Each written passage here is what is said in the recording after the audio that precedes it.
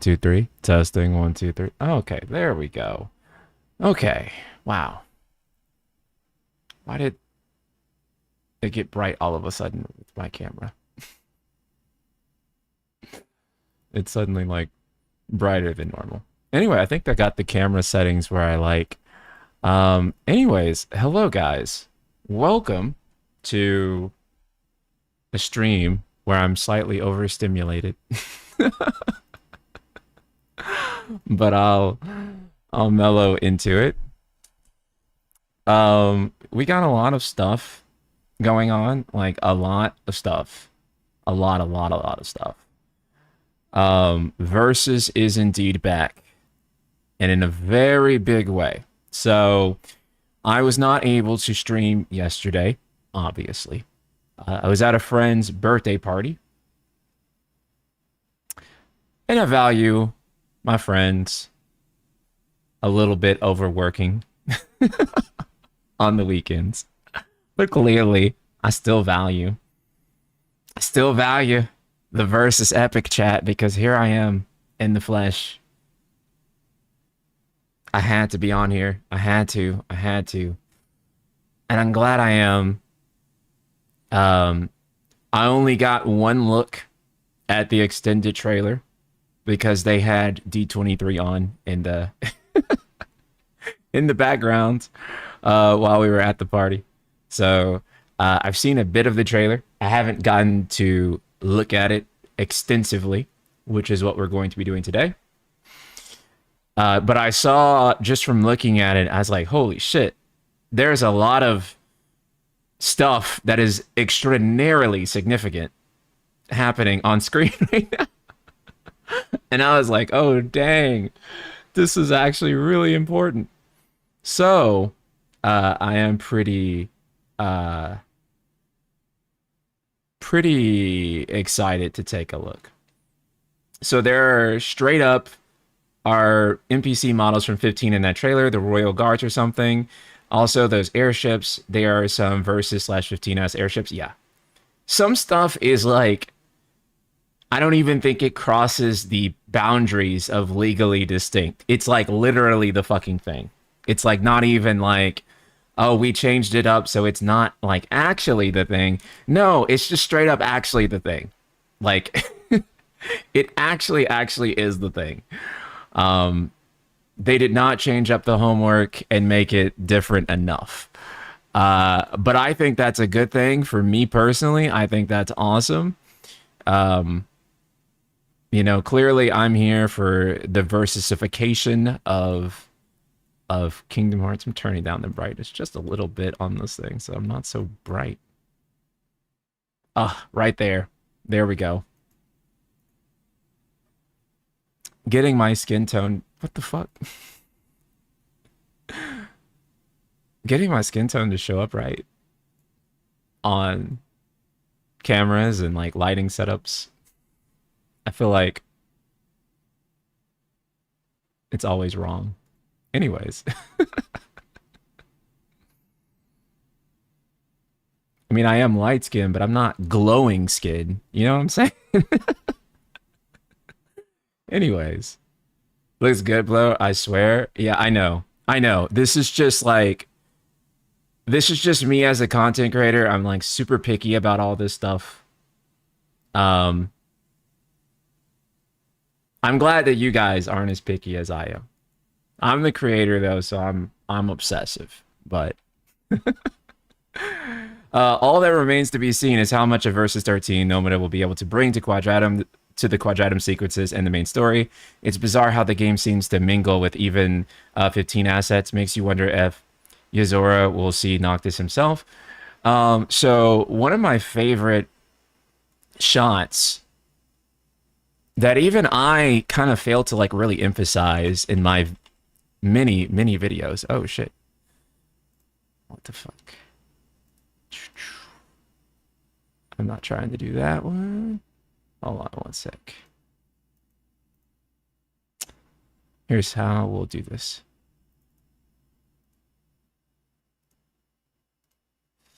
Give me one sec.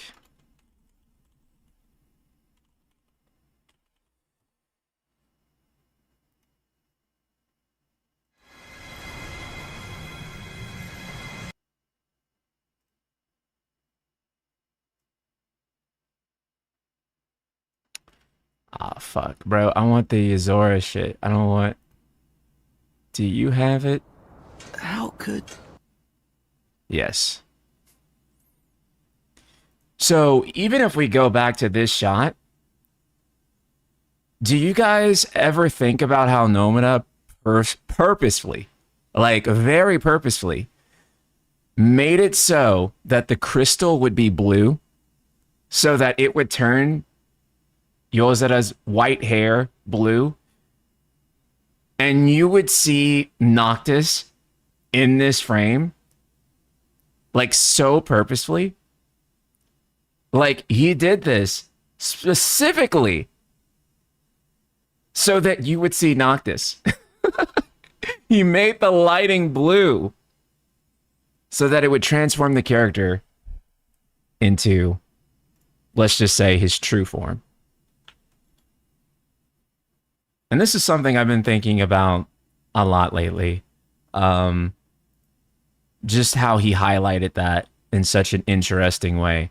I think one thing that can be said about all of Nomura's works, and this includes, let's just say his true... Oops, sorry, I clicked on the stream for a second on another window. One thing that can be said about all of Nomura's works, Re-Trilogy is also pretty similar in this way, is that Nomura... like the way he kind of directs the cinematography, because he's actually very involved with a lot of cinematography stuff. This is something maybe people don't know, but it's something that he kind of got started with FF8 and directing that opening FMV. Is that Nomura is like a genius in terms of communicating things through shot selection. And I don't know if it's ever been too hard confirmed, like which shots that he actually picks for this stuff. I can like almost tell you with a great deal of confidence, he probably came up with this idea for this shot in particular himself. I feel I feel very confident that he's also been known in Kingdom Hearts to like kind of go in, write some dialogue himself, even truly an auteur, like in the truest sense of the word. So whether we or not we will see literal Noctis, I feel like we saw literal Noctis in this shot. And I think that was the purpose of this shot actually, was to show us that hey, yeah, we're talking about verses here. Uh don't get it twisted. This is exactly what it is. And I think we have a lot more of this to look forward to, honestly. Like cuz there's going to be a lot more of this type of stuff happening within Kingdom Hearts 4. And, you know, we haven't even like really seen the big stuff yet. Everything we've seen so far is just, you know, the non-spoilery big reveals.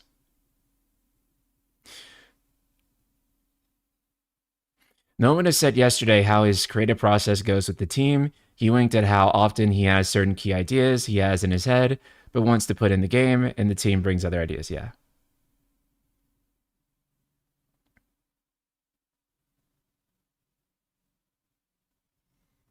The transition from the close-up shot of Yazora's hair to his full face in the bad ending also makes you think of Noctis 100%. 100%. So, I think before we get into... Actually, no. I think we should get into the trailer itself first.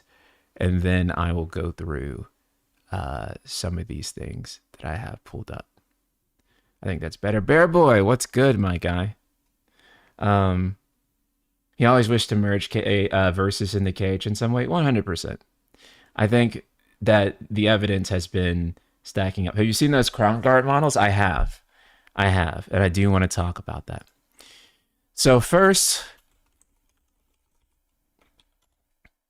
let's go ahead and take a look at this. I am going to mute the music parts just because we are going to get a claim on that. But again, as I mentioned earlier, for those who are just joining, I kind of saw this trailer on a TV screen at my friend's birthday party, but I didn't get to fully sit down and really enjoy this trailer. So this is going to kind of be like my first comprehensive look at everything that I've seen in here, other than like screenshots that have been on Twitter. So I'm actually really excited to sit down and kind of tear into this one. And I like, just at a glance, I was like, oh my God, they are doing some Versus stuff. This one has a weird audio thing. Okay, let's see if there's another one that we can look at. How about this one? Okay. So again, we'll kind of mute on the Coco stuff just because I scrolled past the official upload. Where was it? That's the short trailer. Oh, you mean this one right here? Okay, let's do the official upload. Okay, so we'll have the Coco stuff muted because well, I don't think there's any... We're good here. We just can't have too much of the music playing. Once he starts singing, we gotta dip, bros. Because they will... Wait, what happened? They'll clap my cheeks otherwise. He's been forgotten. When there's no one left in the living world who remembers you, you disappear from this world. We call it the final death. I actually do want to talk about this real quick. I think that this is the most like Kingdom Hearts concept. Like obviously this is based on like real culture and stuff like that, but it just perfectly like flat circles with the themes of Kingdom Hearts, and especially the themes of Kingdom Hearts 4. And so I think there just really is not a better world to include in Kingdom Hearts 4, given what this game is about thematically, than Coco. This is just such a perfect pick for Kingdom Hearts 4. I would love it if every Disney film they picked had a thematic purpose. I know that's never going to happen because Disney is going to want to shove in everything that they can promote. But if they could somehow write it around that thematic purpose and upplay it, I would be like really excited. It's the most thematic use of a Disney world since KH1. Yeah, 10 out of 10 pick, 100%. I agree. This is like the best pick for a world and like what the story is about and in like a long time. And I think it's just so appropriate. You know, obviously we can't get these all the time because Disney is the ones in charge of like what we're going to get in most cases. But yeah. Hey, it happens to everyone eventually. Come on, De La Cruzito. You got a contest to win.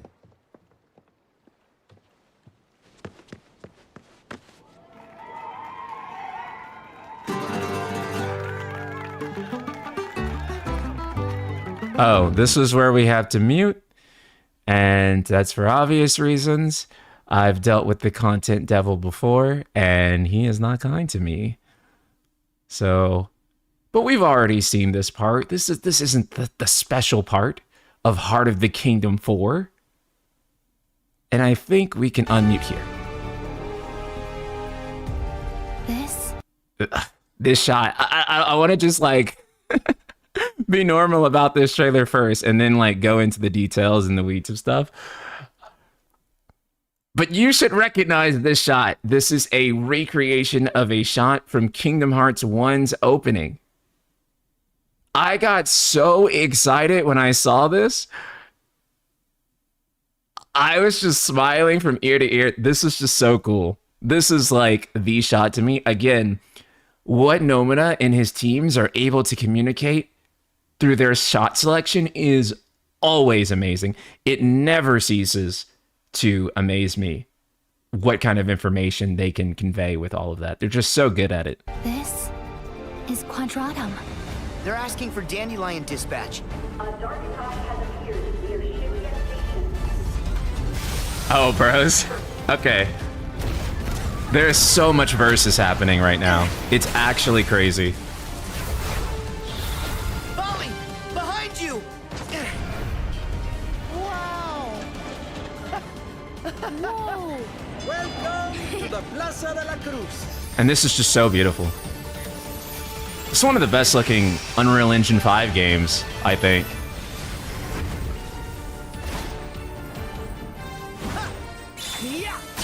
Nice. It's showtime! This is a lot of new information. I bet I'll find a clue to saving Sora now. Huh?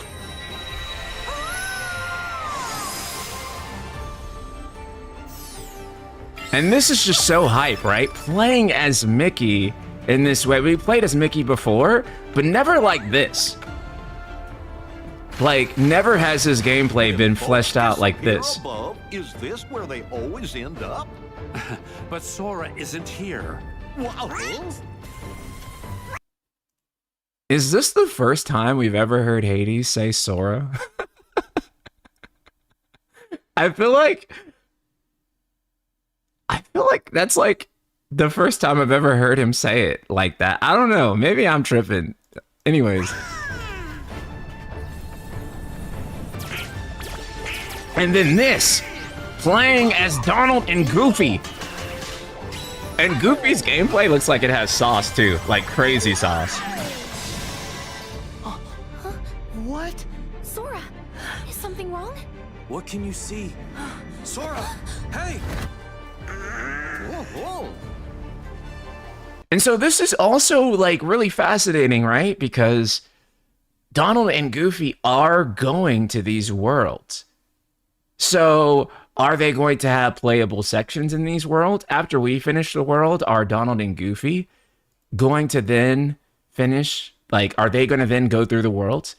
I think what's really interesting too is that throughout the Kingdom Hearts series, the formula that is always used in every single one of these games is, hi, I'm looking for my friends. Have you seen Riku and Kairi?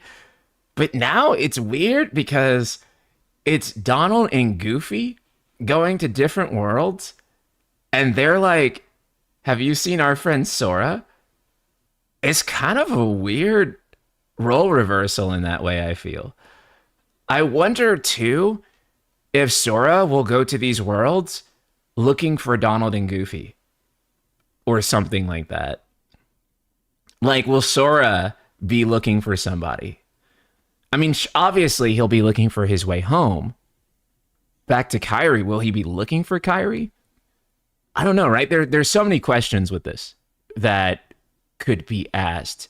There's a lot of potential narratively for what could happen.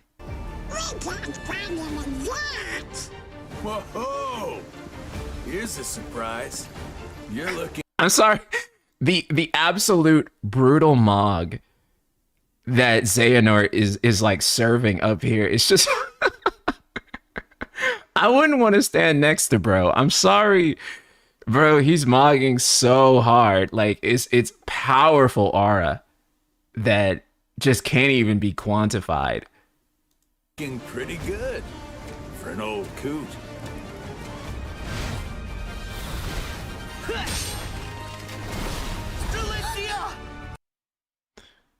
Obviously, I mean, I told you I didn't want to analyze too much on our first pass through of this trailer, but this is already happening for me. I'm sorry. Like, as we go back through here, I'm just seeing so much Versus stuff. Is this the first time we've ever seen multiple dark sides? Chad, I don't really remember anything like that happening. So that in itself is already kind of a fascinating thing to happen. But also, these models in particular are straight out of Versus 15. Like, there is no question about it. And later on, we're going to look at some screenshots comparisons of just how accurate these are to Versus and 15. But like, it's direct. It's like barely even legally distinct in that way. One of the questions I've been thinking about with regards to the inclusion of Quadratum is that Quadratum is obviously a stand-in for Insomnia, right? Is there going to be a Kingdom Hearts Niflheim, right? Like, is there going to be a Niflheim? Because Niflheim means darkness, right? Like, home of darkness. The Nifl, I believe, is the dark part, and obviously Heim is home, right? And that is like too Kingdom Heartsy of a thing to not include, I feel like. So is Niflheim going to be a thing for Quadratum? Is Quadratum going to be like facing this sort of invasion? Yes, the airships too, right? So we've seen the airships, and those airships aren't Insomnia airships. They're not Lucis. Those are Nif ships, right? And if those are from Niflheim, so that's also something that's really interesting. And another thing to think about too is the invasion of like the Heartless here. What happens in Final Fantasy 15 and definitely in Versus, right? As the darkness grows, which was the night sky in Versus/15, so do the demons, right? So I think the infestation of Heartless and the growing number of Heartless is actually representative, is actually a stand-in for the demons in what I'm going to call Versus 15's continuity, because it's hard to pick through some of them because they're shared elements of both. So if you hear me say Versus 15, that's what I mean. It's within both continuities. Otherwise, I'll explicitly state Versus or 15. But in either case, I do think there is some type of Niflheim that exists within Kingdom Hearts 4. And if I had to hazard a guess, there is some threat of invasion from Niflheim that's happening here. That's why you're seeing their ships. Instead of demons, it's heartless. And I think that makes perfect sense because, again, as the nighttime grows, the demons become more vicious and more powerful.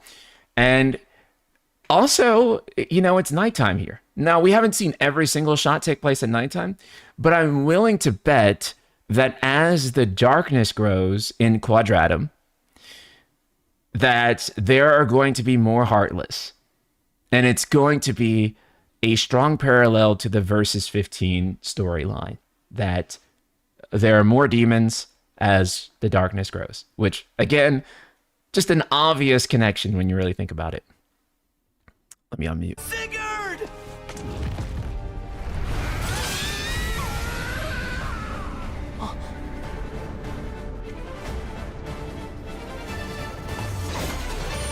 So as I mentioned, I was watching this with friends at a party. That was my first watch of it. And when we saw it, let me tell you that everyone in the room started screaming when Riku came on the screen. Everyone still loves Riku. Everyone was like, yo, let's go. It was the most hype moment. I'm sure that for you guys, it was also like the craziest moment too, because we haven't like really seen him too much. I'm really kind of wondering what's fully going on with his outfit too. I think that that's Yozora, not Riku. No, it's Riku. He has Riku's Keyblade and looks like Riku. Yozora looks different and it doesn't have like the different colored eyes. That's definitely big Riku, 100%.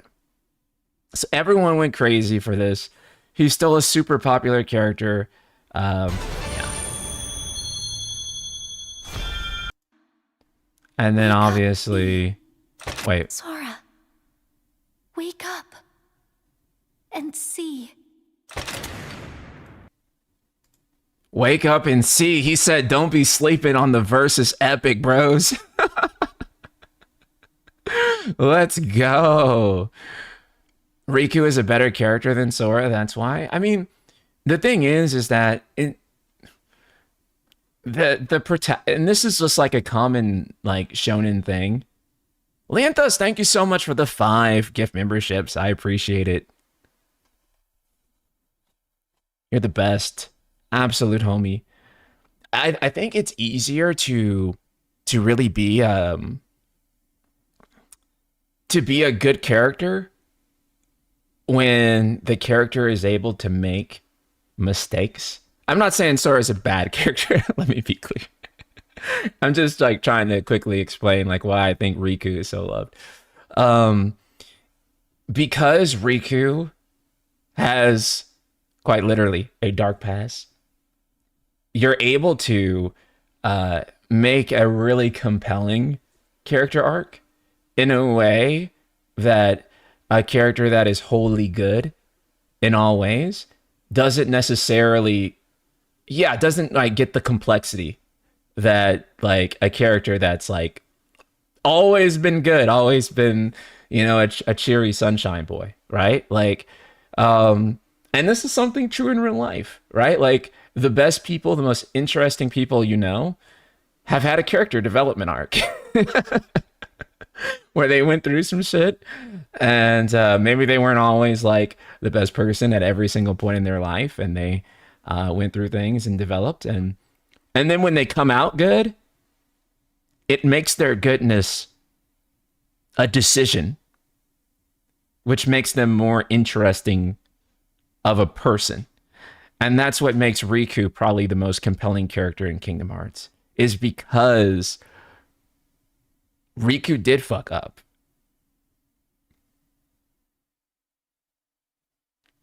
And then he fixed himself. And now he's like, you know, pure-hearted in that way. And that makes him a really compelling character. That gives him a sort of depth that I think is most compelling in the series. Like if we're talking about who's like the most well-written, interesting character in Kingdom Hearts, it's Riku.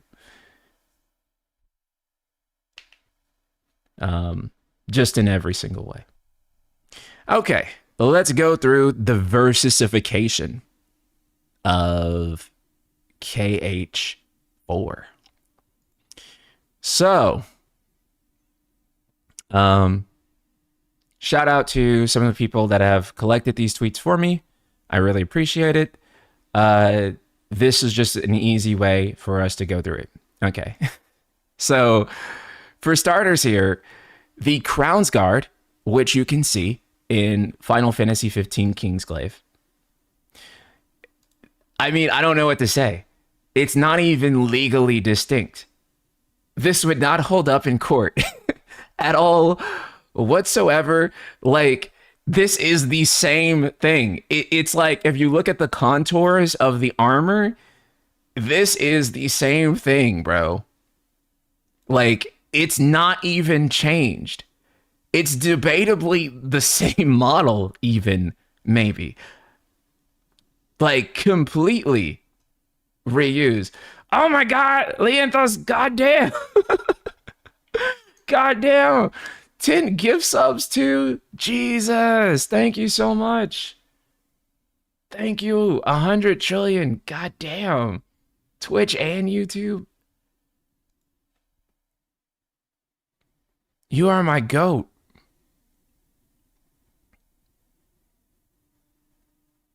Even the belt is identical. The belt, the like torso armor plate, it's all the same. And then, yeah, I don't think the crest thing is, okay. Miss Tenebrai was asking maybe the crest thing is also identical. I don't know yet, because we only have the Kingsglaive shots there. But it does look like in the same spot they have a crest. So that's a what do I even say, dude? Prodigy, what's up, man? Disney left hundreds of KH fans starving outside the venue when they couldn't get in. Damn, that sucks. Another one, full credit to Miss Tenebrai for grabbing these shots for us. But look at this, chat. I mean, there is literally no difference. Again, this would not hold up in court, like, whatsoever. It is, let's zoom in. This is the same. It's the same.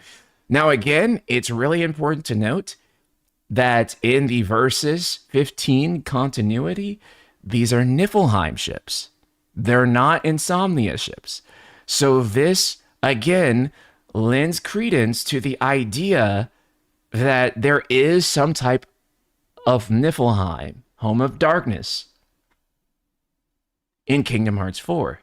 Stink Duck, thank you for the super chat. King, thank you for jumping on with us on a Sunday. We eating good. I am loving your hype. Dude, I'm so fucking excited. Like, I don't know, man.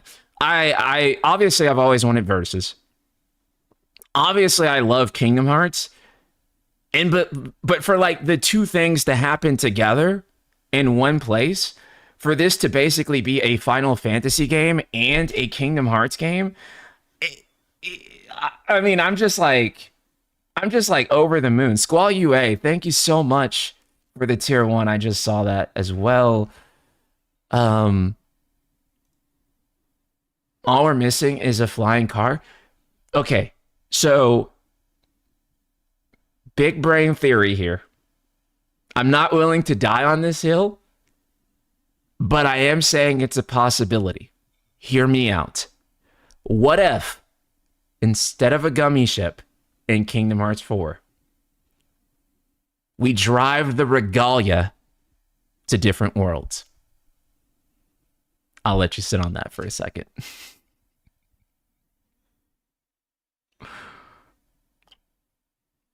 We literally have the Regalia, and we just drive to fucking Star Wars. You see the Kingdom Hearts Fortnite update. What the fuck? Is there a Fortnite update? I'll have to take a look at that.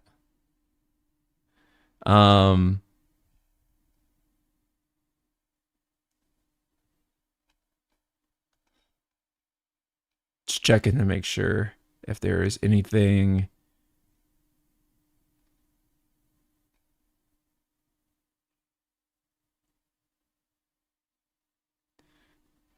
I'm checking the thread. I made a thread asking people if there's anything that I would not catch in all of this.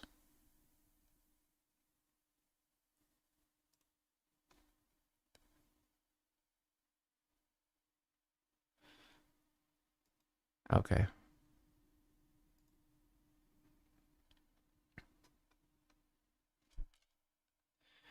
Sora gets his Keyblade armor, but he has it made like those astronauts in the Missing Link thing, so he gets strapped into a Keyblade regalia.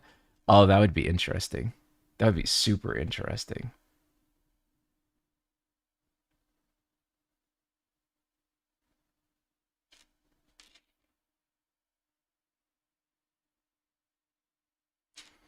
Okay. Is Magic School Bus a Disney franchise? I have no idea. Okay. This is also something that I wanted to talk about because I think a lot of people did not know how deep of a reference Nomura wearing this shirt was. I saw this and I freaked out. Nomura is truly playing 4D chess. Sorry, not chess. Nomura is truly playing 4D chess by wearing this shirt in a way that I don't think people even realize. Okay.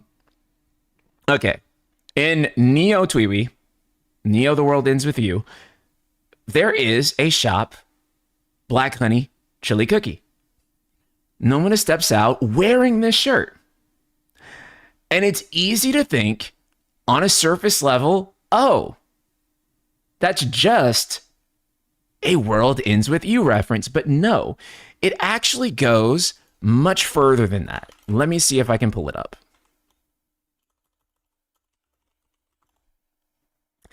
If you go to the Black Honey Chili Cookie in Neo, you are going to see a man there. And that man is incredibly important because he's not just any other man.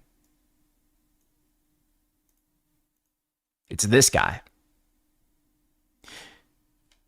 This guy is the owner of the Black Honey Chili Cookie. His name is Hiromu Takahara.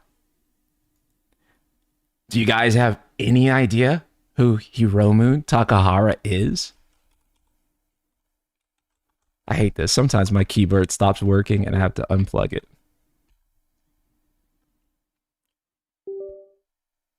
There it goes. You're not going to believe this when I tell you. He is a fashion designer, but he's not just any fashion designer. He's the fashion designer for Rowan. This is the man that designed the clothes, created the clothes for the main cast of Final Fantasy Versus XIII.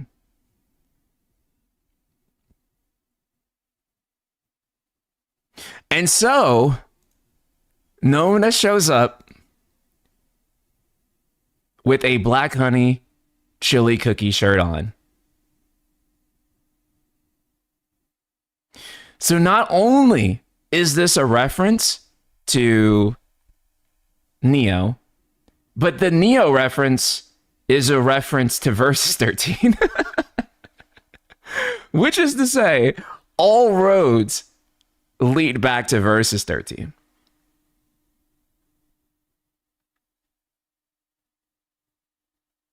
When I saw this, I was like, there is no way he actually did that. He did. This is the most 4D chess brain move I've seen in a while. Because even when he can't come out and say Versus 13, he still finds a way to sneak it in there. And all bro needs, and he knows this, all he needs is one head-ass fan like me or us in chat to figure it out and be like, oh yeah, it actually means this. And then everyone knows. So, yes, also important to note that Takahara-san passed away in 2021. Him and Nomura were good friends, I believe, and incredibly sad. And I'm sure that for him, this is probably his way to pay tribute to his friend, especially since he loved his works so much. So, but all this is definitely tied together. There is no coincidence with this motherfucker. Everything this guy does is intentional, bros. There are no accidents, coincidences. It is all with great intention. So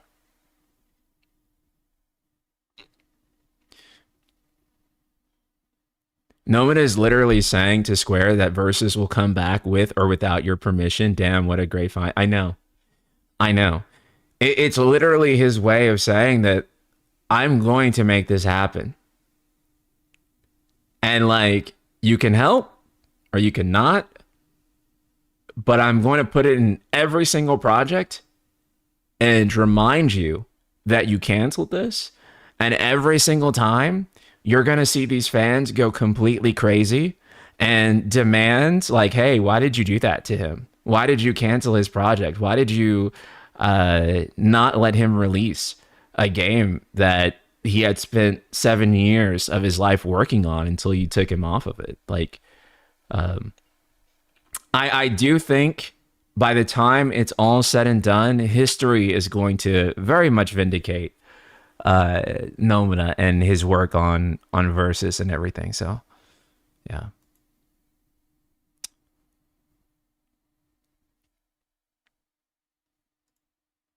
This also brought a smile to my face. Everyone's saying that the Fortnite reveal is happening. I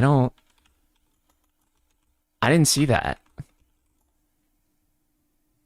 Did that that just happened? What the fuck?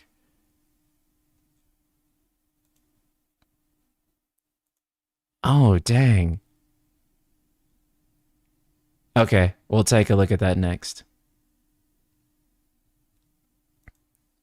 Also, notice how they put Sora in Fortnite, but fucking Cloud is still not in there. No FF7 character is in there. It's such a fumble of like massive proportions. Square Enix gotta get it together. I'm glad they're getting it together with Kingdom Hearts, and I'll bet you anything that Kingdom Hearts is going to do way better than any Final Fantasy game of recent release.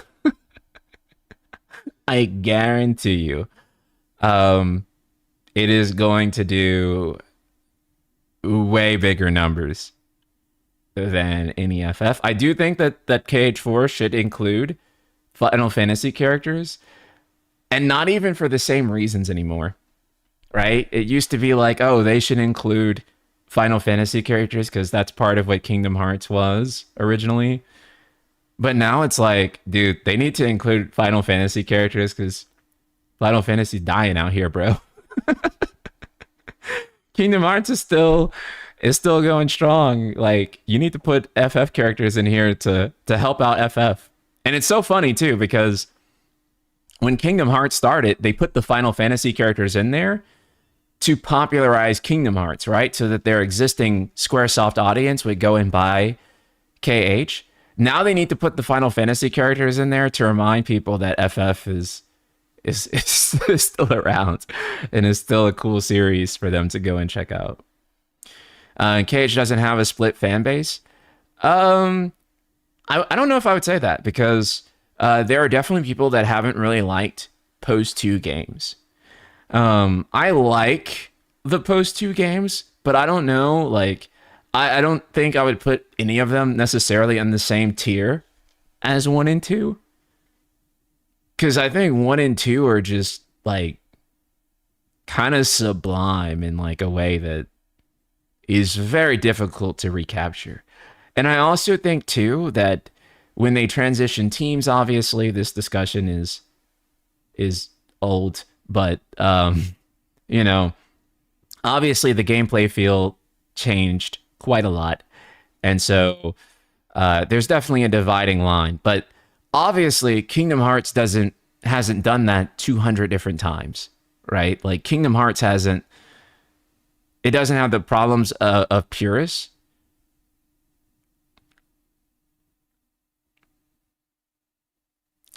I don't know. Kingdom Hearts also doesn't have remakes yet. Or even Post 1. Hylian, I'm gonna be real, you're the only person that I know of that, like, only likes 1 and doesn't like 2. Maybe there are other ones out there, but, like, most people do like most people's line is like 1 and 2.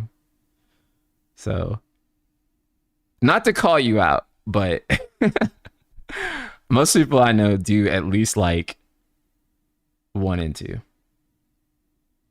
Yeah, there's definitely like division among Kingdom Hearts fans. But in terms of like purism,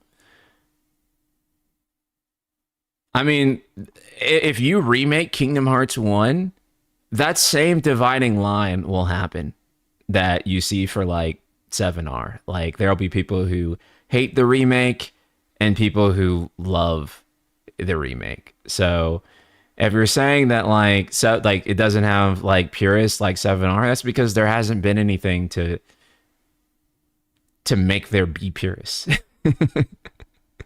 But like, rest assured, if they like remake Kingdom Hearts 2 or some shit, especially because Kingdom Hearts 2 is like sacred. So if they remake Kingdom Hearts 2, like, you better believe that the same level of purism, if not greater, will emerge with a remake of KH2. So there's going to be purists with any remake for the most part. There's not going to be any remake that does not... Remakes by nature are divisive. So there's never going to be like, well, at least this... The only remake I know of that doesn't have like any strong divisiveness is maybe Trails in the Sky. I think that has like the most pure, the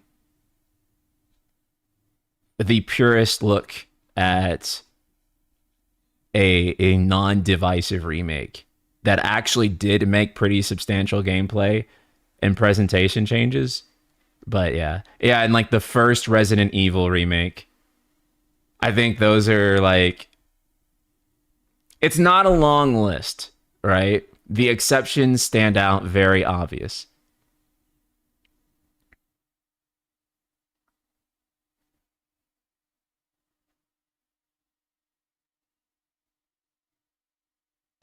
Yeah, but remake one of the mainline games and you'll see that happen. And also with purism too, divisiveness is always proportional to how much you change. So the more you change with a remake, the more divisive it is inherently. Even if those changes are good, good is also subjective. And so, you know, the more a remake changes anything, the more it's going to be divisive. And that's going to happen with something like 7R. There was no way for 7R to not be divisive. It was probably going to be divisive even if it was mostly pure. But the changes that 7R makes, yeah, there's no way that some people aren't going to feel like mixed about that. That's just like an unavoidable thing. Anyways, this is not a stream about 7R. We talk about that shit enough. Okay, let's move on to Sora is in Fortnite, which is crazy. I guess it's not like officially confirmed, but it looks like they got his KH2 design, which obviously is probably the most iconic design for Sora. I think his 3 design is cool. Fucking phone, hold on. I think his 3 design's cool. But Pandies, okay. If purism is like the core problem of 7R, then like why didn't 16 sell well? Right? Like if that's the barrier to overcome, why has 16 not like exploded past Rebirth? They probably sold about the same. So again, I don't think you can blame purism for the issues that 7R is like having, because otherwise you would see that like 16 would have done well, for example. Okay, so there's official images. Okay, let me see. Can someone drop that maybe in links for NSP on the Discord? Oh wait, maybe.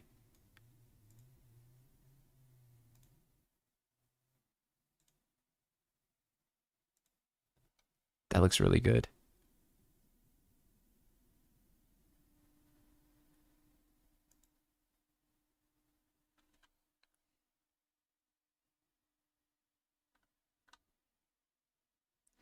'16 also suffers from purism, action game against turn-based. Well, then you're just basically defining that like people have different tastes. I don't know if that's purism or not. I think that that's just like, and also too, if being an action game is causing Final Fantasy to sell less, stop making it a fucking action game. If that like really is the case, like stop doing it.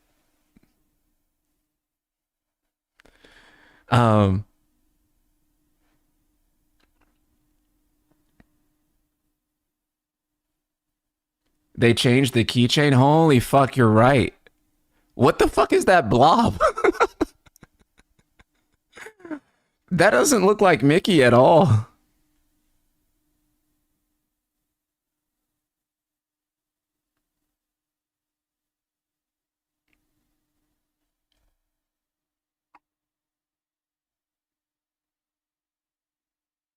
It looks like AI slop. Is that AI? I don't think it's AI. Unless they made AI and then purposely down-resed it. I don't think this is AI. But also, I feel like AI image models would be able to just make the Mickey. I don't think that like for it's the llama, the Fortnite llama, yeah, it's not AI. It's not AI. But also, this is like an official asset. And not to say that, like, to put it past Epic, because they're pretty pro AI, but nothing about that screams AI to me. AI has really fucked up people's heads. Yeah.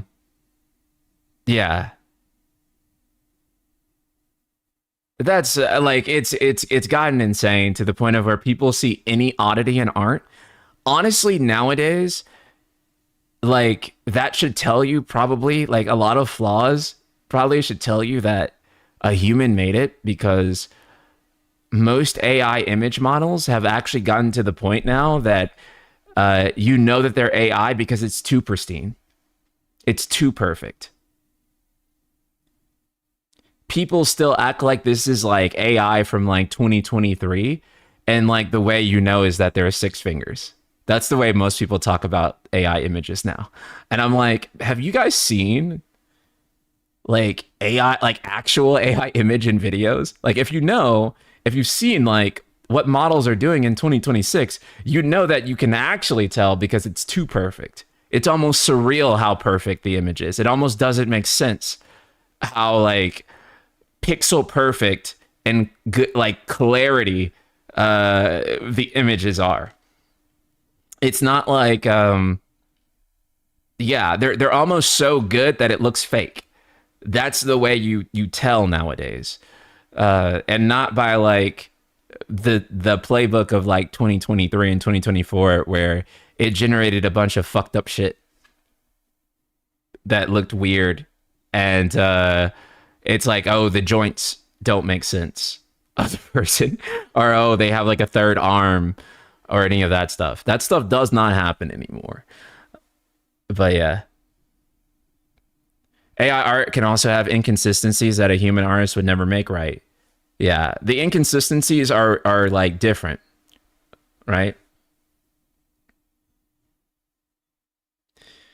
The changing of Mickey Mouse here is more of an indication that this is not AI, actually. Because if it was, I mean, think about Smash for a second, right? With Smash, they had to remove Donald and Goofy.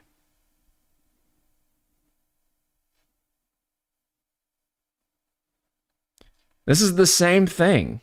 They're probably removing the Mickey Mouse chain for whatever reason.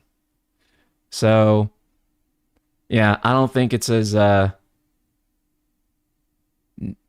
deep as people think. Let's go back. Let's go back to the trailer.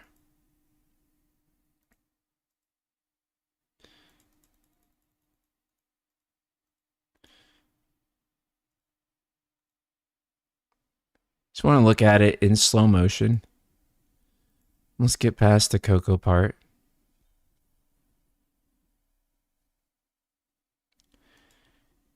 I do wonder if this is part of KH4's opening. Like this right here. Going back to this shot.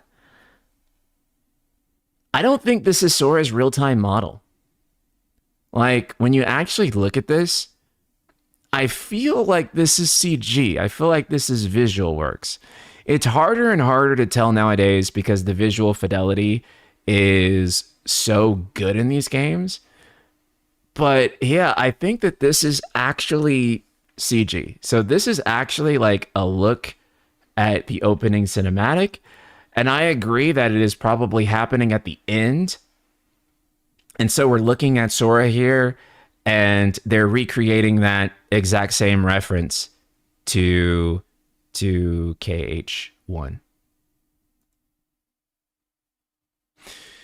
I also think that this is technically impressive. It's easy to maybe think that this is also some type of visual work CG.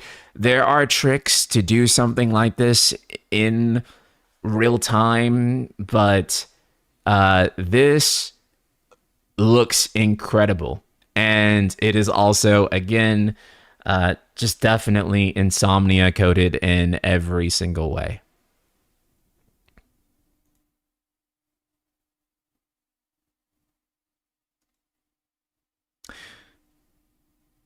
I really like that he has the Mickey Mouse ears on the phone. I think that looks great. Also, too, when you think back on the way this character model looked when we first saw, like, versus Sora, he looks so good. This definitely does look like a Final Fantasy game now, but I wouldn't say that it also doesn't look like a Kingdom Hearts game. Whenever you look at the characters' faces, they aren't that realistically proportioned. Like, in the face, like, that is still certainly a Kingdom Hearts character. 100%. Like, it doesn't not look like a Kingdom Hearts character. They look more real now, yes, especially in the hair and some of the lighting effects. But I still think that it's ultimately stylized enough, yeah, to still be Kingdom Hearts. I agree. Like, it's still there.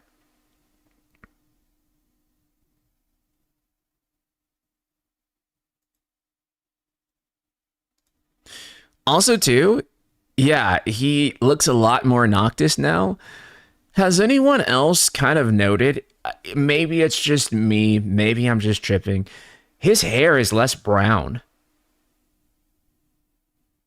Sora's hair is almost like a different color. I don't think that there's any lore significance to this. I think it's just a stylistic choice. Even if we go back to the render, I still kind of feel like there's almost like this ashy color to it. Yeah, it's more of like an ash brown now. Like there's a hint of like it almost feels like a white, like ash brown is probably the best way to describe it. But yeah. No, I don't think it's because of UE5, because this right here is like a Visual Works render, I think. This is like a CG render of him. He, and looking at this, he hella looks like a Final Fantasy VII remake character. He 100% looks like he could belong in FF7R. Obviously, the facial proportions are a little bit bigger and more exaggerated compared to someone like Cloud. But it is definitely within that continuity. Nomura has always been kind of a big fan of that style, and he's kind of the one that pushed FF into being in that style in the first place. So, but yeah, I can't get over that in almost all of these scenes, his hair does not look the same shade of brown that it did even in the previous trailers, right? Like even if you go back and pull up the previous Kingdom Hearts trailers, it wasn't as brown. Obviously, I don't think, I mean, this is Kingdom Hearts. This is Kingdom Hearts. I don't think there was like an intention in doing that. But I could certainly be wrong about that. And there's always a possibility that they purposely changed the hair color. But let's keep going through this. Strelitzia also looks really, really, really good. I know some people were saying that, like, you know, it doesn't look Kingdom Hearts anymore. The art style's lost its uniqueness. And while I do feel like this is adjacent to Final Fantasy, I also feel like this isn't Final Fantasy. It's still Kingdom Hearts at its core. And I also just feel like that this is also kind of its own unique style too. Maybe it's just me, but I'd love a Final Fantasy game that looked like this. Because I actually think that this would be like a good style for FF too. But I think it works well for Kingdom Hearts as well. Like, you guys see what I mean? If I had never seen this character before in my life, I don't know if like brown is the immediate adjective, the immediate word I would use to describe his hair color. I know maybe it's the lighting, maybe it's Unreal, maybe it's just Nomura being like, I wanted it to look more like this. But this is interesting. Again, I'm not going to make a big lore deal out of it because I don't think that this is lore. I think it's just a stylistic choice. But I nevertheless find it really fascinating. This is also a really interesting shot. If you saw their faces just a few frames earlier, they were looking at this with dismay. They were like, oh, that's not good, right? He's like, oh, what's that?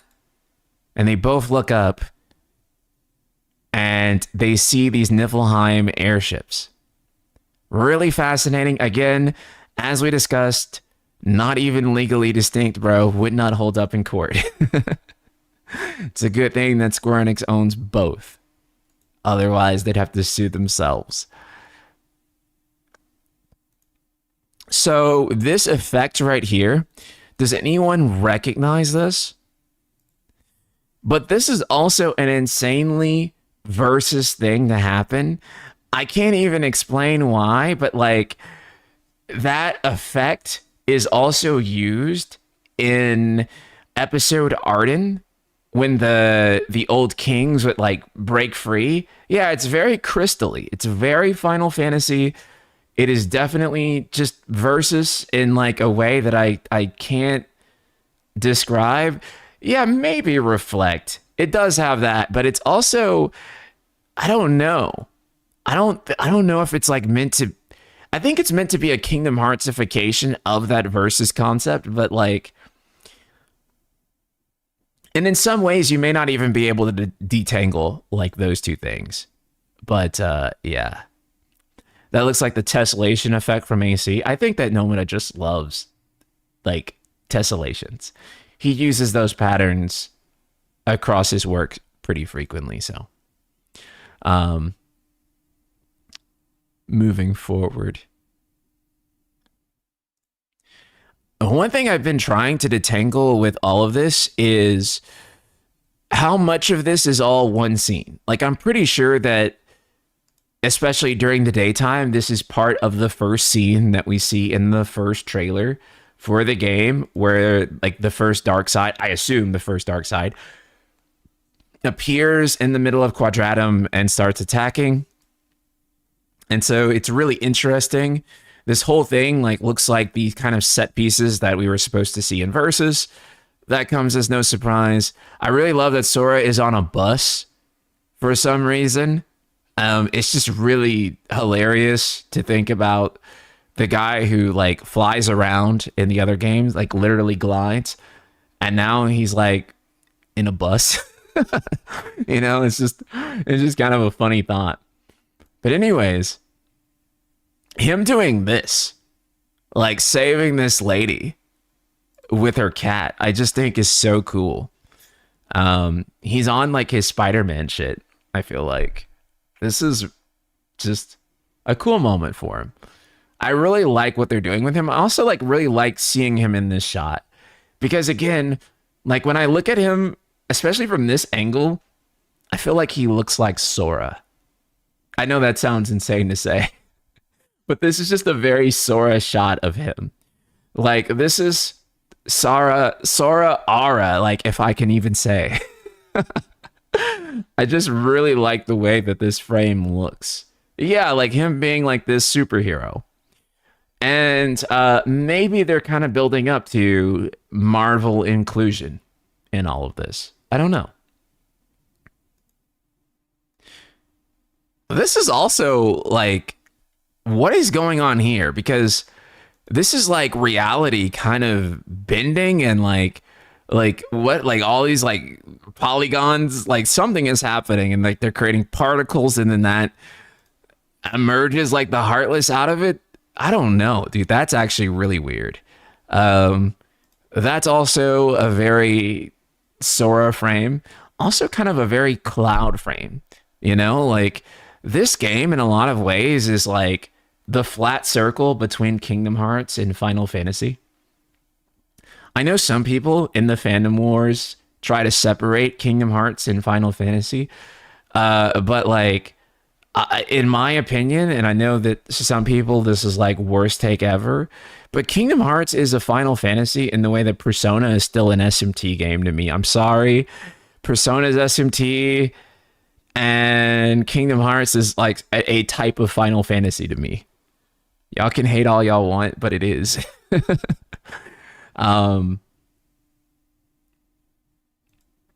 And so it seems like Sora and Vali are like teaming up together here, which I think is like really cool. We've already seen Coco stuff, but I do think that like what they've managed to create in real time here is just insanely impressive. It just looks so good. As I talked about in the last reaction, I think his Keyblade here is just like one of the best designed Keyblades that we've seen in this series, in my opinion. Like, that's like, yeah. KH and FF are blood relatives, not even like cousins, siblings. Yeah, dude. Like, I don't even know why people try to like put so much distance between them. Like it's a Final Fantasy. In many ways, like if you look at like 7R, like KH's DNA is like back in Final Fantasy again, which you may argue that there isn't even a distinction as much as people think between Nomura Final Fantasy and like Kingdom Hearts. It's kind of like the same shit. Like it's not as much of a distinction as people want to make. But also people just want to make a distinction in the first place because they want to feel better than each other for some reason. It's like a weird fandom thing. I don't know. Something my friends noticed with this trailer is edited exactly like one of the 7R trailers, probably because Nomura like was involved with editing both. He's super into trailer editing, so I would not be surprised.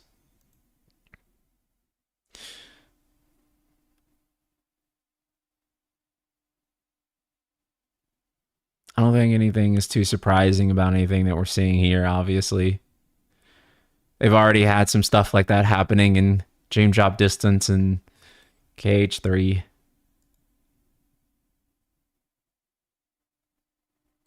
I don't think there'll ever be a Final Fantasy world, but if there was, I do think it'd be cool. I think that like they would always spend more time on Disney stuff than they will Final Fantasy because they just I think that for Disney especially, like the Disney stuff is the main value proposition, at least from their perspective. Because if you think about how big all of these Disney properties are, and then you think about how big like Final Fantasy is, like all these Disney IPs like tower over FF hard. So I think that's a big part of it. Again, I just really think that being able to play as Mickey is really cool. Also, too, you know, something I've really noticed throughout the trailer is, well, Kingdom Hearts 3 was obviously a very good-looking game. It's, like, so apparent to me how much better this game looks. Mickey footage may not be, like, the best thing to talk about this with, although I think the lighting here is really cool. Strangely, and I know this will, like, maybe even sound, like, weird to people, but I feel like... No, this is going to sound too crazy. I feel like sometimes I look at this and I do see like a bit more like KH2-ness to 4 and its art style. I know that sounds crazy. I know I feel like I don't know what I'm talking about because even I feel like weird saying that. But sometimes I see some of the layouts here and like, I don't know why. Is that insane? It's like purely vibes based. I can't even point to like why I feel that way. But something about it feels like it leans that way.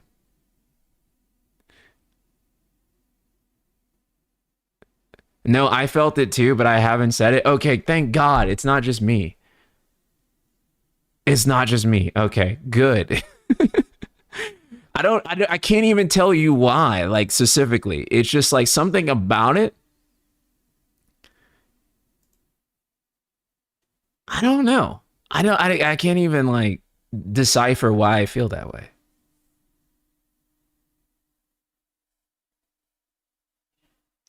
I see a KH1 and 2 feel to it as well. You're not alone. Okay. Yeah, I can't even tell you like what it is. I feel like because strangely the art style has shifted more, right? But it kind of looks to me some weird way more like it's almost like a hybrid of 3 and like the OG Kingdom Hearts art style and like Versus. I know that sounds like stupid because it's purely vibes based and I can't tell you why I feel that way. But I do feel like it's different. I think part of it too is like when I see stuff like this in like Olympus Coliseum or like Olympus in general, I should say, because this is Underworld, but like seeing this right here makes me think about Kingdom Hearts 2, but obviously because we've seen this in Kingdom Hearts 2, right? But I feel like this is Kingdom Hearts Kingdom Hearts. I don't know, bro. It's just it's so cool. I like the way the art looks in this game. Like, I thought the art was good before. Don't get me wrong. But they've made it better. Right? And I was a little bit more like, yeah, I can kind of understand why people who don't like, or who liked like Kingdom Hearts as it looked, wouldn't want it to look more like a Final Fantasy game. But the more I see of this game, the more I feel like artistically, this is the strongest, maybe not the strongest, but it's, how should I put it this way? It's the strongest thing that we've seen visually since the original PS2 art style. And that's not to say that Kingdom Hearts 3 was ugly by any means, but I think that in that transition, it had a bit of trial and error, as we know, from how it looked from the start and how it looked at the end. And the more I look at this, the more I feel like they've kind of locked in how Kingdom Hearts should look in HD. If that makes sense to you guys and you guys agree. I feel like this looks more like, yeah. That's how I would imagine Kingdom Hearts to look in HD. Especially in scenes like this, when I see like, you know, Olympus, and I'm like, oh yeah, that's HD Kingdom Hearts. That's like really how I end up feeling. So one thing I do want to note here, because it's interesting, is that we have character switching between Donald and Goofy, which I think is just awesome. This is also a very Versus thing to happen, right?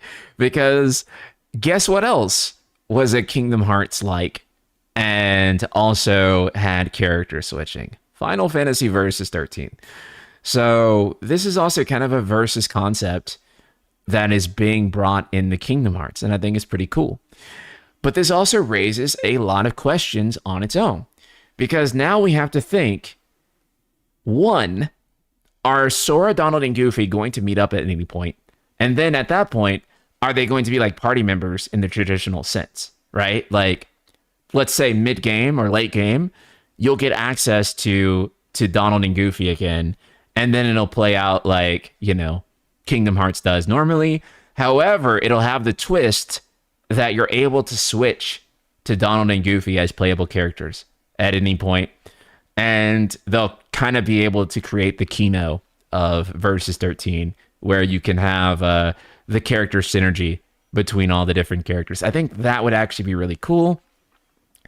It also makes you wonder too, because we haven't like really seen if Sora is going to have party members like at all throughout most of the journey, right? Like, is it all going to just be guest party members in every single world because Donald and Goofy aren't there? I don't know, man, because this is the first mainline game that we've had where we just don't have our regular boys. It's really cool that they're playable. It's cool that combat style is a thing, because I assume this means that we're going to be able to do some special moves with them that we're normally able to do in the other games, but we'll have control of that through the character themselves. Goofy also, I mean, Goofy gameplay has sauce, bro. Like, look at these combos. This looks great. Like, and them doing like maybe a limit break or something like that. I don't know. Maybe not a limit break because their MP bars are still full. So actually, I don't know how this works. Or maybe limits won't use MP in this one. I don't know. You can speculate a lot there. I don't think that would be a reaction command. It's too cinematic. But then again, who's to say how cinematic reaction commands will or won't be? But what you can say is that they can cancel out of it, which is interesting. He looks sick, man. Way more fluid than Sora's base 3 combo is so funny. Yeah, actually, like, unironically, yeah. It's also hard to tell, too, because they're purposefully obscuring the buttons that are used here. Another thing, too, is that, oh, interesting. It's 1080p premium, so it's not even 4K that we're looking at this at.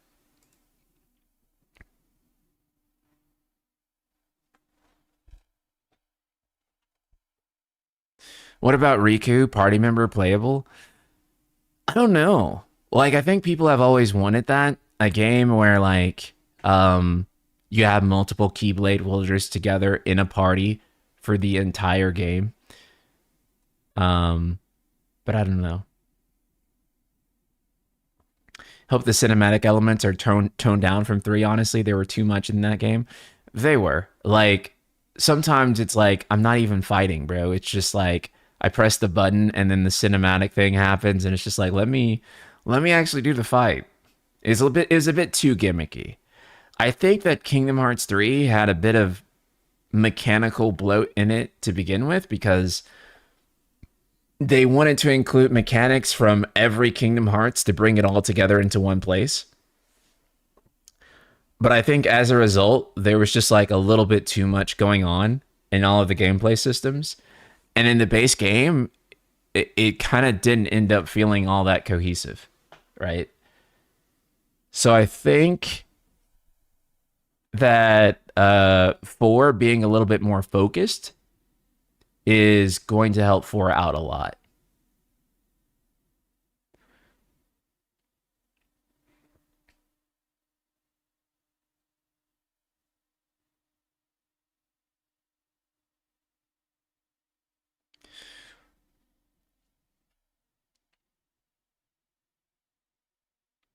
The tutorial in KH3 is fucking awful because of how many mechanics are shoved down your throat. Right.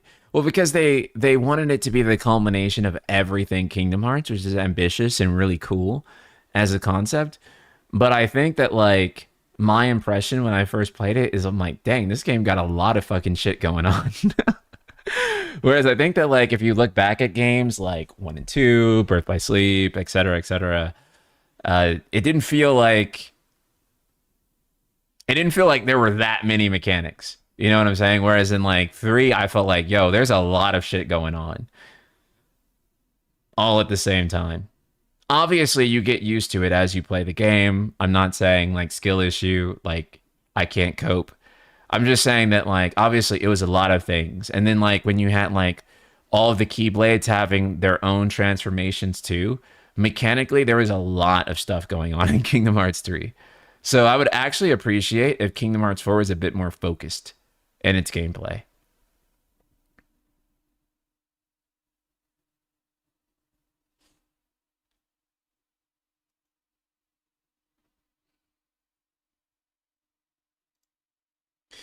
Some people have said that this scene right here is Sora passing out because he remembers Donald and Goofy. Some people are speculating that this is Ghost. Something weird, though, is happening here because this is basically just like a cut. And I honestly don't know if this is all one scene. Like, obviously, it's all one scene. I don't know if it's like all in one motion, right? Like, is there something that happens between these two things? Because that looks like a cut. And it could be like a thing where he faints whenever he has memories of Donald and Goofy restored. It's just really hard to say.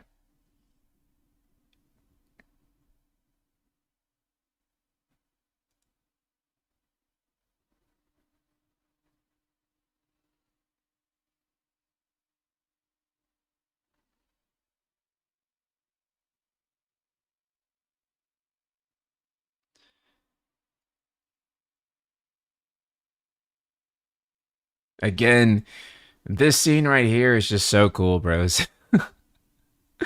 I really like it. Xehanort looks great. I'm really curious how he's going to be used in this title. I love his umbrella. I assume that this is either shortly after or before the scene that we see him with Sora, or because, you know, he's got the umbrella already. It's nighttime. So I assume that that's all part of one scene. We could probably assume that maybe this is also part of that scene. It's just hard to say. And am I wrong to say that this is maybe the most terrifying that Heartless have ever looked ever to me? And I do think that the added realism is kind of part of that. I like it though, but it's also like, dang, bros, they look actually terrifying. This is actually scary. Like, look at the center one. Imagine you saw that thing in the middle of the night. I would literally shit myself if I saw this. Jesus Christ, man. Heartless have never been this dark since KH1. Dude, this is like... You know, I think before they were kind of like, oh, you turn into a Heartless. And the Heartless is just like a cute little guy. And it's like, Rob, like a Heartless, like a large body Heartless or whatever, you know? And he's like a goofy little dude. But like, legitimately, this is terrifying. If I turned into this thing, I'd be fucking scared. And I think this also comes back to Versus, right? Like, this is meant to be a demon. Like, it is absolutely an analog for demons. And they look more like demons in like the general conceptual sense than what you would normally think of as like from like a Kingdom Hearts Heartless.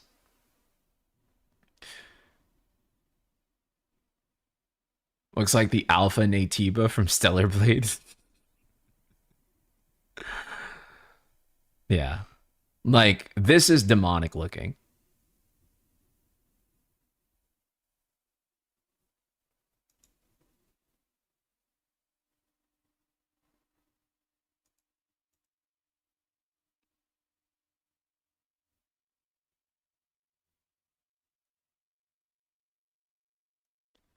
Yeah, that's also a cut. That's clearly a cut. But what I find interesting about it is how is Riku like showing up here? Like, or is this cut in another way, right? Like, it's almost made to look like Riku beams down. But is it just cut to look that way? Is it actually that way? I don't know. But it literally looks like Riku has like a beam of light from the sky and he just like teleports down. It's very cool. Also, again, Darkseid was not meant to look scary. I think a lot of kids will play this, obviously, and they will have nightmares about this shit. This is, I mean, look at those things, dude. Someone in chat earlier said this looks like it's like out of Bloodborne. I agree. Like, this looks like some Bloodborne shit. I would expect to see this in like a Miyazaki FromSoft game and not Kingdom Hearts. You know, like, they've made like KH plushies before. But yeah.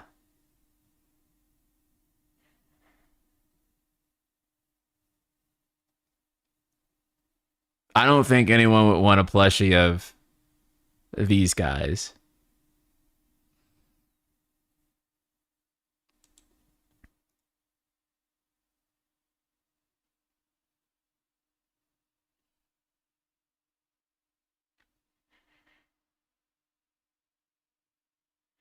I read it as Riku somehow replaced Sigurd. In the scene beforehand, Sigurd was facing down the dark sides and even starts raising his keyblades to a similar stance Riku has. Yeah, I think it's cut to look that way. I don't know if it plays out that way in actuality.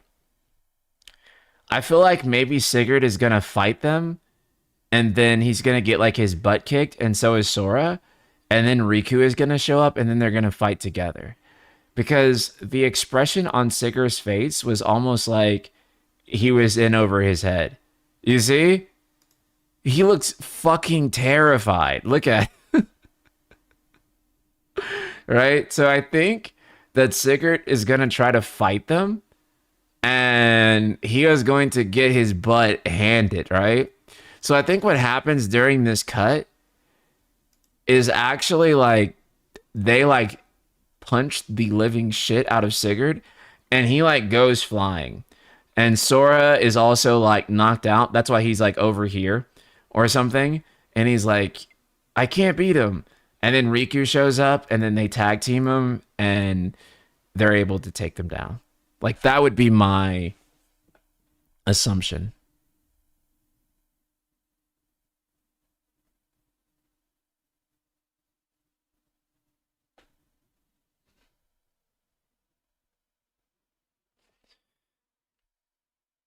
I'll die on the hill that Yozora is not Riku. Yeah, no, they're definitely two distinct characters.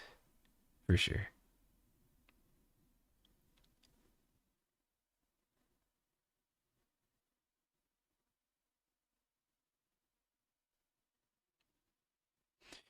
Yeah, I think the way that they're gonna nerf him in this one is fairly obvious too. Like, I don't think you have to really labor to think like about a lore reason for why he'll be less strong in Kingdom Hearts 4, something, traveling between reality. Your powers and bullshit won't carry over. And so, yeah, he's not as strong in this one. He's been reset before. It'll be like a meme moment, like, lol, this isn't the first time it happened. Why haven't we seen Yozora in any trailers? Because that's a very hype building thing. That's like the moment. The moment. And so we haven't seen that many trailers, and to be frank with you, this is the first real trailer.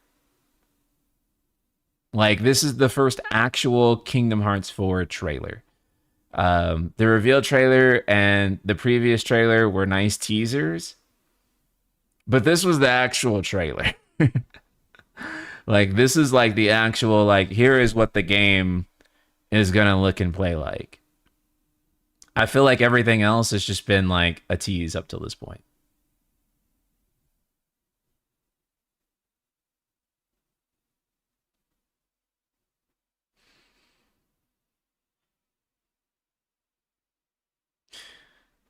Will we have near characters in this game? I don't think Disney will allow to be in unmodified attire to show up in Kingdom Hearts. But also, I don't imagine Nomura putting 2B in there. He puts his characters in there. That does mean, yes, Jack Garland is a possibility. But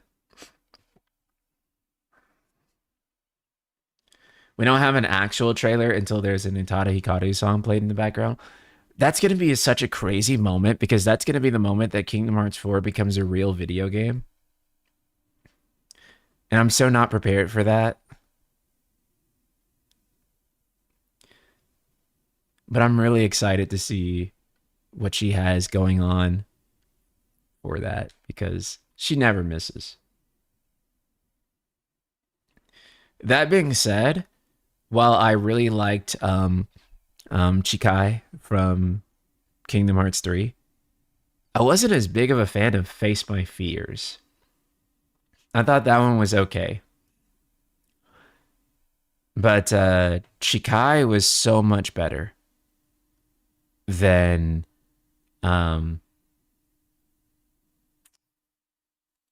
Face My Fears. I wasn't as big. It's not a bad song. I just wasn't as big on it as Chikai.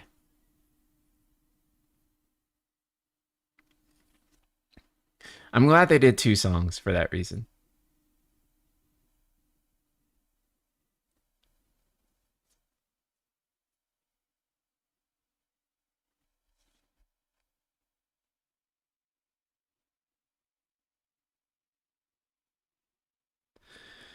Yeah, there is going to be a KH anime. There is. Don't Think Twice wasn't great either lyrically. The That's why I say Chikai. Honestly, I'll be real with you. All of Utada Hikaru's songs are, except for, well, I'm talking about the Kingdom Hearts songs. Well, I guess it's just these two.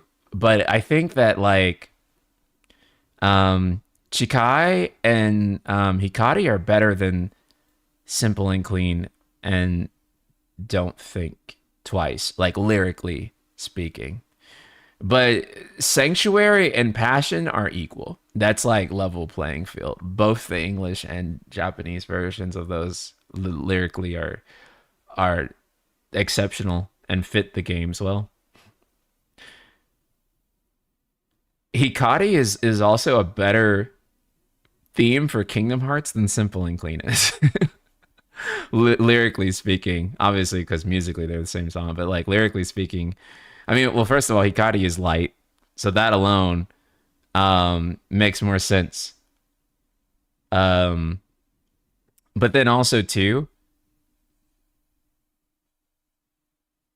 I think yeah, I just think it makes more sense. Like, if you actually go and look at the lyrics of Hikari, like you're like, holy shit, that's like the entirety. That's like literally Kingdom Hearts. And then like if you go look at the lyrics of Simple and Clean, it's like, I guess that's Kingdom Hearts. But like Hikari is like bullseye. Yeah, that's like what the series is. And also the name of the song is Light. Of course, a song that's named Light should be like the theme of Kingdom Hearts. That like makes perfect sense. Whereas Simple and Clean is like, Kingdom Hearts is not simple and clean. What are you saying? So I kind of prefer Hikari. Passion and Sanctuary are even. And I like Chikai better than Don't Think Twice, because Chikai is basically the same situation with Hikari and Simple and Clean as like as Don't Think Twice and Chikai. It's like, oh yeah, Chikai is like perfect thematic song for like Kingdom Hearts. And you look at the lyrics for like Don't Think Twice, it's like maybe it's kind of there. I like the songs as songs in all languages, to be clear. Like, I don't think that any of the songs are bad, including Face My Fears, which I said is like my least favorite of all of them.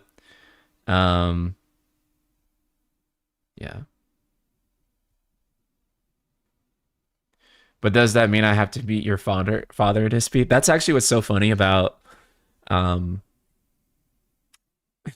Simple and Clean, is that it's like, yo, none of these motherfuckers have parents. I mean, they do, but they don't give a fuck that they exist, so they're not really pressed about it.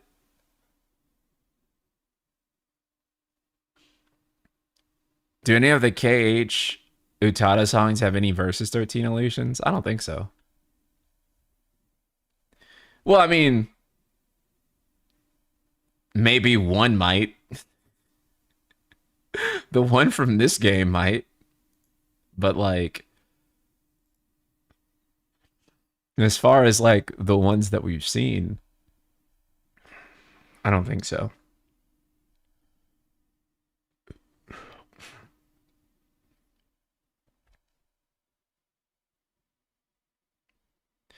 Yeah, the lyrics only feel rooted in context for the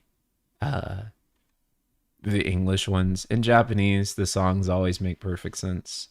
Except for, again, Passion and Sanctuary, which is like, yeah, both of these songs are lyrically different, but they actually both make sense for Kingdom Hearts, actually.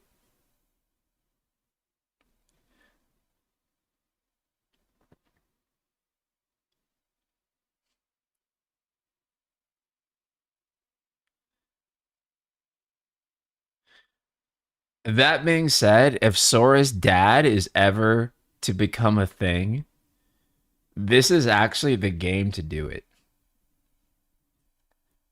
I actually think the hardest ass plot twist they could do with Kingdom Hearts 4 is just throw Sora's dad in there. Again, the precedence is set for it, obviously you have King Regis and that relationship to Noctis. So I would think that like, oh, if you're gonna have like Sora's dad be a thing, then this is the place to be like, yes, Sora, I am your father, the king of Quadratum. We know Sora's mom is a thing, though briefly. So wouldn't it be crazy if, again, the king of Quadratum is Sora's dad?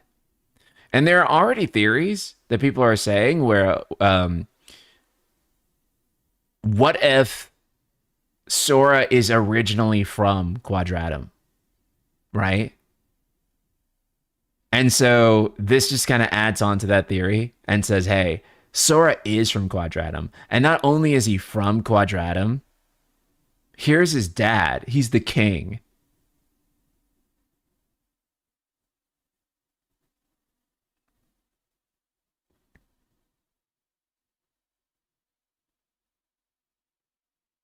I'm actually more excited for this than Revelation. Me too.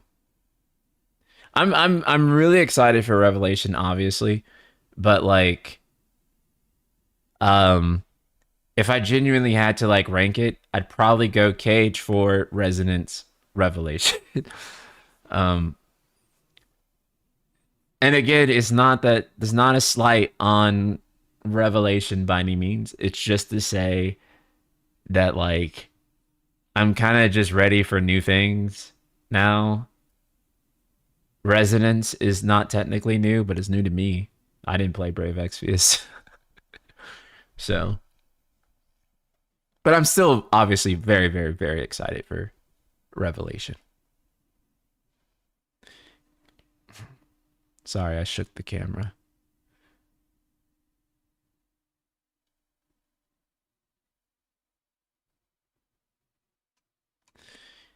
You must have forgotten how bad KH3 is. Bro, I ain't forget shit. But I think that they have taken feedback and they're very serious about trying to not make the shortcomings of Kingdom Hearts 3 happen again. And already, I think the Quadratum stuff, if Quadratum is really as fleshed out as we think, then they're already kind of not repeating the mistakes of Kingdom Hearts 3 to me. Every Kingdom Hearts game has like kind of like a filler moment with it, like, or a filler like stretch where it's just like you're just doing the Disney worlds and the plot doesn't progress. But I did feel that like in a negative way stronger with 3 than I have with like basically any other title. And so that was like my core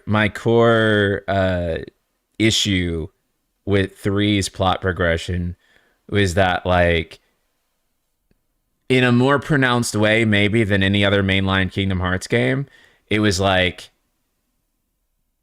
you get a little bit at the beginning, a whole lot of nothing in the middle, and then like at the end there's something. And the reason that felt more pronounced in 3, I think, is because it was supposed to be like this final showdown, right? It's supposed to be like the big epic moment where all the you know, all the Keyblade wielders came together and fought Xehanort, and you're kind of just like waiting for the build up there, and then it doesn't happen, right? And then I also think the lack of specifically humanoid fights in the middle of the game kind of slowed down the build up too, because you didn't have those moments where you're fighting Organization 13 members throughout, which I actually think would have been like really helpful to have those humanoid bosses in Kingdom Hearts 3's world lineup. It would have felt like the Keyblade War is actually coming, right? Whereas I think that like a fair criticism of Kingdom Hearts 3's plot progression is that organization members kind of show up and they're like, hey, Sora, you fucking suck. And then they just disappear. And then that's like most of the plot progression uh of uh of the game. And that made me not like it as much as 1 and 2. I'm not gonna sit here and say 3 is a bad game, but I think those are like some of the like problems that people have with 3 that made it not necessarily land for them as much, which I think are fair. Revelation is a known quantity in its unknown mystery boxness, if that makes sense. Like, we know what we'll be getting generally, like how all the story won't really matter until the last 3 hours of the game, where it makes the ride worth it or retroactively ruins the trilogy. That is a possibility for sure. But yeah, one thing that we appear to have in Kingdom Hearts 4, it's hard to say right now, is that it seems like they're maybe not doing like all of the meaningful story at the beginning. They're gonna have like that mid-game break between the Disney worlds, which is really important to have, and really advance the plot. I think Kingdom Hearts 2, for example, has a lot of them. Like, for example, Kingdom Hearts 2 actually deliberately tones down the Disney, right? Like it actually, the first 4 hours of Kingdom Hearts 2 is like, no, this is about Kingdom Hearts. Like, this is about Roxas and Sora and the first adventure and restoring Sora, and it really focuses on the game being about itself, right? Whereas I feel like Kingdom Hearts 3 kind of like dives immediately into being like, yeah, forget about, like the progression of things. Skip straight to the Disney stuff and forget about like the actual overarching plot. Yeah, Quadratum being described as a major location and how it was described last night makes me think it'll be like 2 in that way, right? And for those that like really love 3 and just straight up don't understand like why people didn't like that aspect of it, I hope that kind of explains like why some people are critical of it and why that made like a negative impression for some people, and why those people are now kind of more excited for 4, because 4 looks to be more like that, where it's like you're gonna do the Disney World, and then after a while it's gonna be like, hey, something is happening in Quadratum, and then you go back there and then you meet up with different characters and there are different things that happen. 3 would have had that, but they decided to turn it into 0.2. Do you think that separating 0.2 and 3 was a bad move? I do think that it probably would have helped 3 quite a lot to have had like an opening section that was about Kingdom Hearts. I don't know if they should have put like 0.2 into 3, but I feel like there should have been something in 3 that would have really allowed people to connect back to Kingdom Hearts. And I mean, if they're going to do a Disney World, obviously they chose Olympus Coliseum, which is like the most Kingdom Hearts world ever. But I do think that maybe it would have been cooler if they started 3 in like Radiant Garden for some reason. Any reason they could have made up.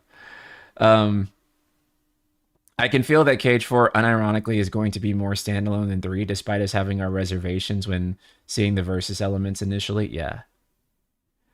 I think 4 will probably be in the same tier for people, generally speaking, as 1 and 2, for the people that were not big fans of 3. I think people that didn't really care for 3 much will care for 4. I think we're seeing signs already of that. if you actually think about the rollout of Kingdom Hearts um 4 versus 3, I feel like 4 has been more focused on Quadratum in its trailers, an original world, than 3. Right? Like 3 kind of started out with most of its promotion with the Disney worlds, and I feel like 4 has been more rooted in an original KH world than anything else. At least from what we've seen so far. So I think that's going to end up being like a really good side. Yeah, that's why I'm so excited. Yeah, me too. Me too. Because I just want the balance back. Right? Like, again, I think like a fair criticism of 3 is just that like the balance was not like great between the two. And the spin-offs also spin-offs, I know, kill me, crucify me. The non-numbered mainline titles, whatever the fuck. I think that they also have the same formula as 3 in terms of kind of a lot at the start, like a big vacancy in the middle, and then the end is where everything kind of happens all at once. And so the plot progression doesn't feel as evenly spread out. I say Kingdom Hearts 1 and 2. And I feel like 3 ended up following that same formula.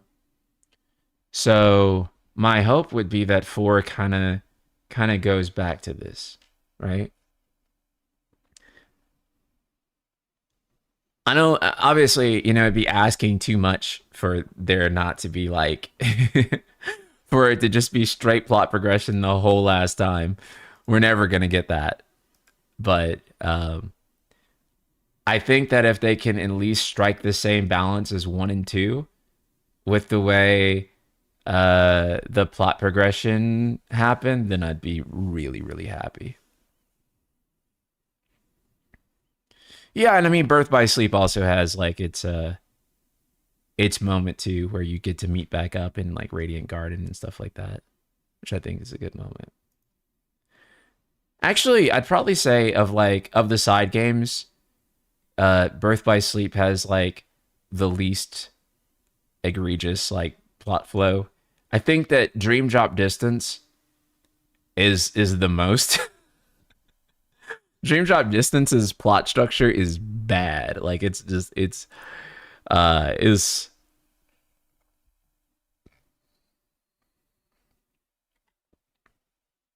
I understand what Dream Drop adds to the lore, but I'm sorry, that whole game could have been an email, as far as I'm concerned. Because it just did not do enough. Yeah, I'd probably say, yeah, you're right. BBS is story is paced pretty well. It's not too bad. Dream Drop is probably like what I'm really thinking about when I think about like, damn, there's like fucking nothing in the middle of this that really happens. It's like, dang, this whole last thing is like, is just like, yeah. Dream Drop Distance and 3 are paced the same. Yeah, they are actually. They really are.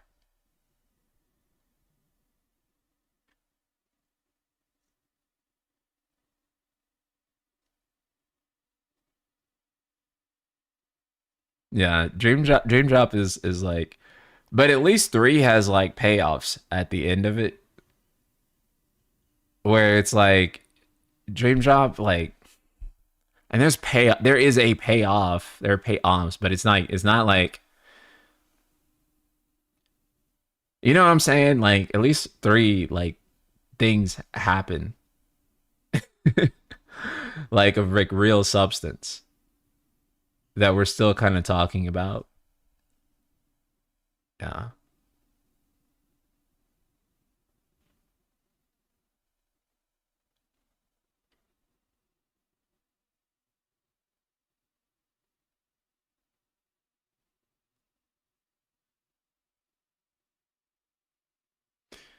Yeah. I think I really want to replay Birth by Sleep and try the better battle system mod because everything I heard about that is amazing. Um,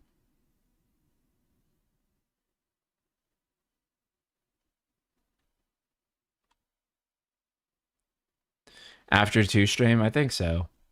Which I think we'll start tomorrow. Maybe we'll start Kingdom Hearts 2. Crit. So I hope you guys are excited for that. And look forward to me giving more cancelable Kingdom Hearts takes that can never ever be said on Twitter because they would eliminate me. But here I can say all this shit I want. Unless someone clips me and posts it to Twitter and be like, oh my god, this guy's takes are so bad. He's so trash. He's so washed. Don't fucking do that. I'll cry. I'm like really sensitive actually.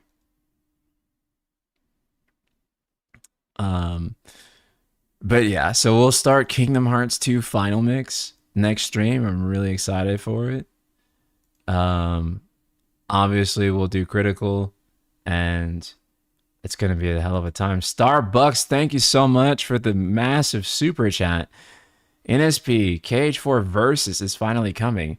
How do you imagine exploring Quadratum will be like, given that it was stated to be our main hub this time around, with various things to do there? Hard to imagine. Happy Cage season, brother. Thank you so much again. I think that Quadratum is going to have a lot more frequent return visits than maybe any other KH world that we've ever seen. I think it is going to be like a hub. Like I think that like we are frequently going to be returning to Quadratum in a way that we don't in like any other KH world. I think they're going to get full mileage out of it. I believe they said that Quadratum is the biggest world that they've ever made. I don't think that they did that for it to not be used. Oh, a thing Ty said last night is that we can whip around Quadratum with the keychain mechanic. That's fucking awesome. So we're like literally going to be Spider-Man in Quadratum.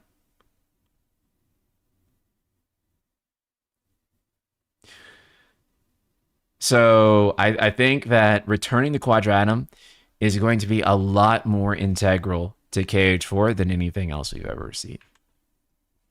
My hope again is that like the progression of the story is going to be a lot more fluid and intense in KH4 than we've seen in previous Kingdom Hearts games. And I mean, to some degree, I think that, you know, you can say for all Kingdom Hearts games, I wish there was more progression in the middle for everything. The vibe I get so far is that this might be the game that has that. Can't say right now, but like it's the vibes there, the feeling that could be this game is there. So in 2022, Nomura said that Sora's daily life is a big aspect. We can explore his apartment. Right. This is also something to think about too. That maybe it was a cut thing from 15, right? This is also something to think about too. Nomura wants to fit in as much Versus 13 stuff as possible. Right? He wants to fit in all those cut ideas. And so the reason I think we're going to visit Quadratum more than any other previous KH world is because that's how he's going to put it all in. And so he wants all those moments to happen and all those ideas to be conveyed, and Quadratum is going to be the place where that happens. So again, I don't think that this is going to be like any other KH hub world that we've seen before. It's going to be deeper, I think, than Hollow Bastion in 2 or Twilight Town. I think it's going to be bigger than Traverse Town and Kingdom Hearts 1. I think that this is going to be a major, major role. Another thing too is that he's mentioned that, you know, kind of due to the increase in fidelity of graphics, there are going to be less worlds overall, which means they have to get more mileage out of existing worlds. That still ties back to the idea of Quadratum being a lot more central in its focus.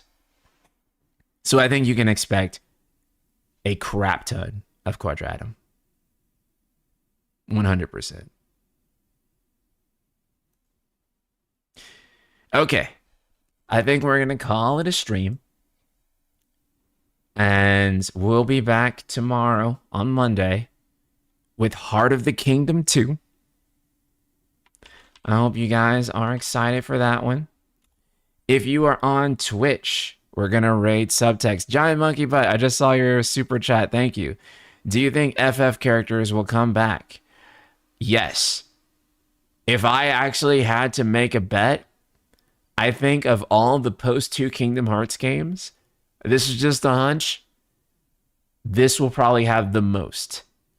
But even if FF characters don't come back, this is going to be thematically like a Final Fantasy game as well. Final Fantasy spirit will still be there, and we can already see that. Which I think is, like, even if the FF characters don't literally show up, Kingdom Hearts is still a really Final Fantasy story. It's still, like, really FF. So, and this is the most FF Kingdom Hearts game ever. So I do actually think this is going to end up having Final Fantasy characters, sorry, for sure. Lightning will show up. Nomura told me himself. Okay, I'll see you guys all tomorrow. Love you so much. Later, people.